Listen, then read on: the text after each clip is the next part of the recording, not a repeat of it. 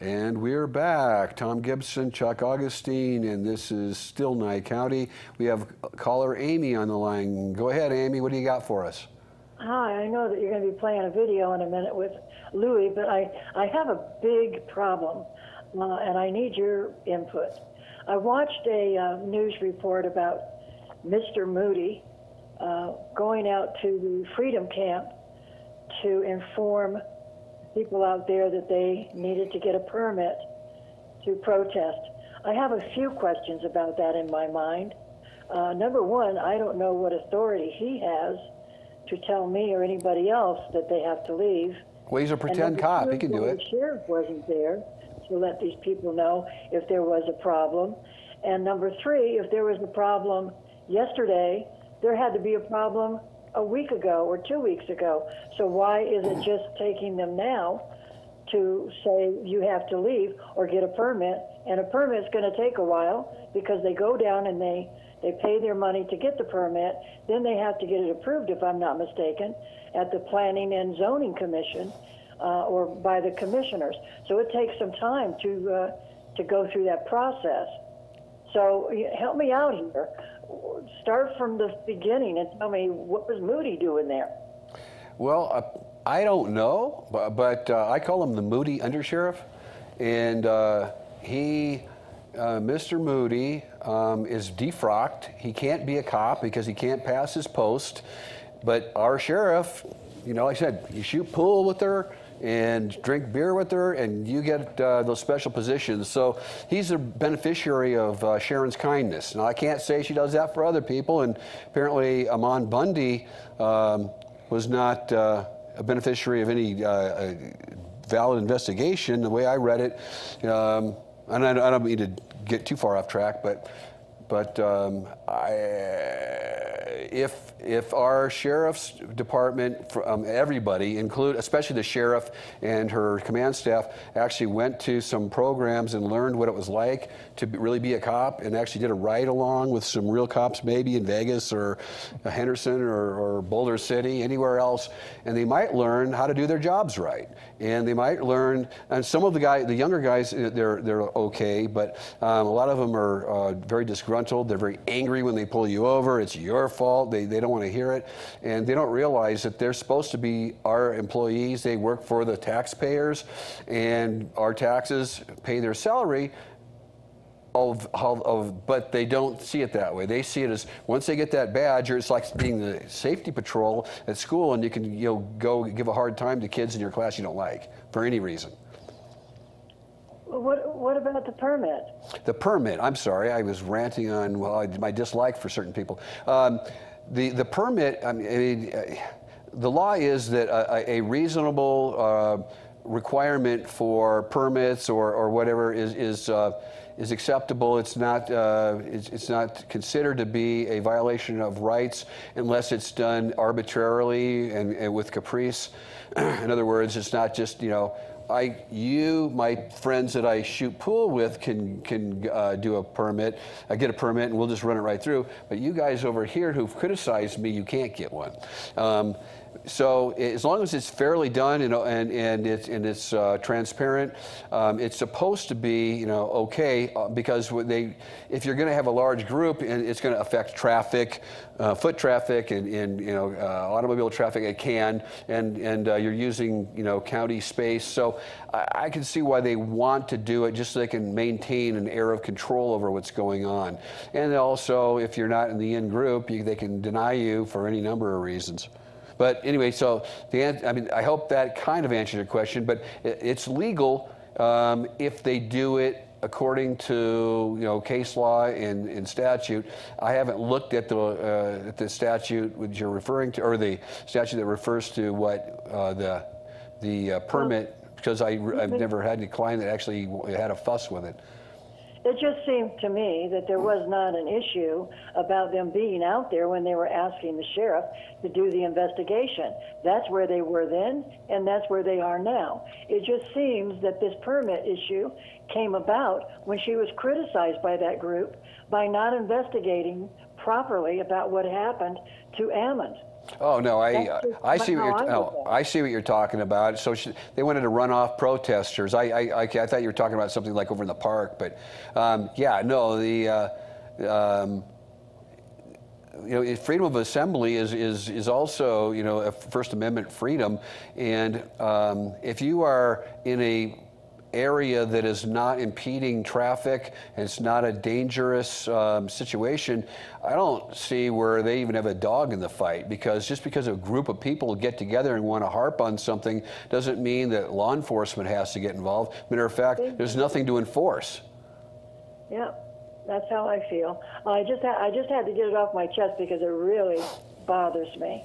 Yeah, about the way they did it. But I want to see Louis' DVD too, and hear what Chuck has to say. So I'll get off. Okay, thanks, Amy. And again, I wish I could join the protesters.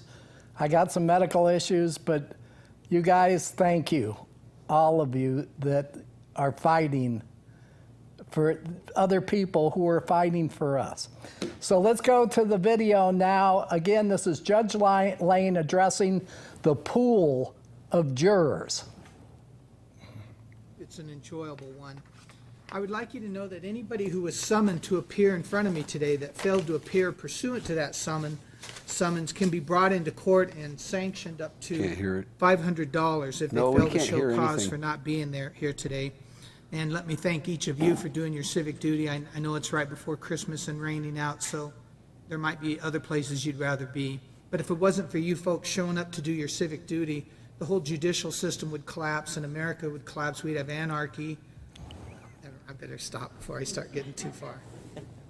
The first part of this trial is called voir dire. Voir dire means to learn the truth. This court, the parties, the lawyers, everyone involved in the case are deeply interested in having this matter tried by a jury composed of 12 open-minded, fair people who are completely neutral and don't have any personal prejudice for or against either side. In order to accomplish this desired result, it is necessary for us to ask you some questions during voir dire. We don't desire to pry into your personal lives. That's not the goal. Our only objective is to determine whether or not there's any reason that you cannot sit as fair and impartial jurors in this case. The questions of the jury at the start of the trial are done under oath. So I'm going to ask some general questions of all the potential jurors.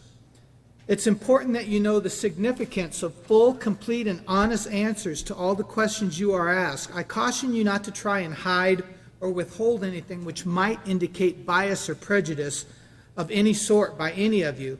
Should you fail to answer truthfully, or if you hide or withhold anything touching upon your qualifications, that fact may tend later, when it's discovered, to contaminate the verdict, subject you to further inquiry after your discharge as jurors, and possibly necessitate us redoing the trial over again and spending the money it takes to bring in all the jurors and so forth.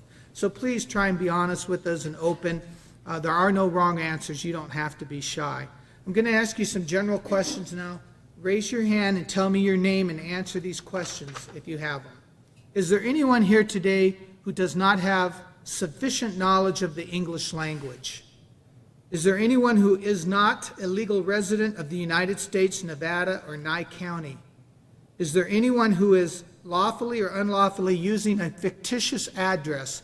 An example of that would be sometimes corporations will use an address in Pahrump even though the person doesn't really live here. That's an example. Very good. Is there anyone over 70 years old who would just like to be excused today? Is there anyone over 65 years old who lives more than 65 miles from the courthouse that wants to be excused? Is there anyone who cannot be here due to public necessity? An example of that would be that a man who lives here in Pahrump just came to our front window. He works for the California Road Department in Death Valley. The rains are causing rocks and floods. He's got to go clear the roads. That's a public necessity. Anyone else have that kind of public necessity? Very good. Is there anyone here who believes that you cannot serve because you yourself or a close member of your family suffers from a sickness or physical infirmity? Very good. Is there anyone who has a serious illness or death in their immediate family? Is there anyone who cannot serve because it would cause you undue hardship or extreme inconvenience?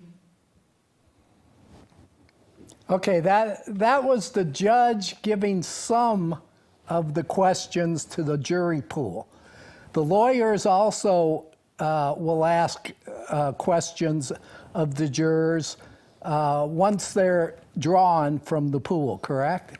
What happens is the judge, if you're using the old-fashioned standard jury examination, you put 12 in the box, and then and you number each chair, and then you start with chair number 1, chair number 2, and you go through all the, and if and at the end of those first 12 people, then the attorneys pass a note back and forth, and it says basically any of the jurors that you want to preempt, and you get 6 preempts on a felony, but you get 10 preempts on a Category A felony.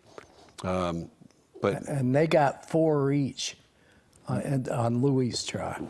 4 each. I'm sorry. I'm thinking of. Okay, so it's 4 each. For I guess Louis was a Class E felony. No. But okay, okay. So it is. Okay, my brain must not be working tonight. So okay, so you get your 4 preempts, and then each person gets to kick off who they don't like, and then the next level is that then when, say, it was juror number 2, and you don't like juror number 2, you ask that they be excused. You say, Your Honor, we thank and excuse Mr. Johnson, and then Mr. Johnson gets up and leaves, and then Mr. Smith comes in and from the back of the court and sits in his chair, and then they start the process again, asking him certain questions. And then once you've those are your preemptory challenges. You can kick somebody off for any reason. That's a preempt. If a person gets one and goes, I can't be fair, then you can throw them off if they state they can't be fair, then the judge is going to keep them on there, and so that's for cause. And what I used to like to do is I would query jurors. I'd say, why are you here? And they go, because I got a jury summons. And what is the purpose of a juror? And to say, if you had to vote right now, how would you vote? I wouldn't vote because I don't have enough information. Wrong answer. If you had to vote right now, you'd have to vote not guilty. Do you understand that? No. Then you have to explain to them. What I do though is if I find a juror I don't like, then I ask him all the ugly questions because I know I'm going to kick him off, and I say okay. And then the worst one is when they say, "Oh, I can't be." Oops. We'll come back and we're out of time. We'll do another segment of the video after the break. Thanks.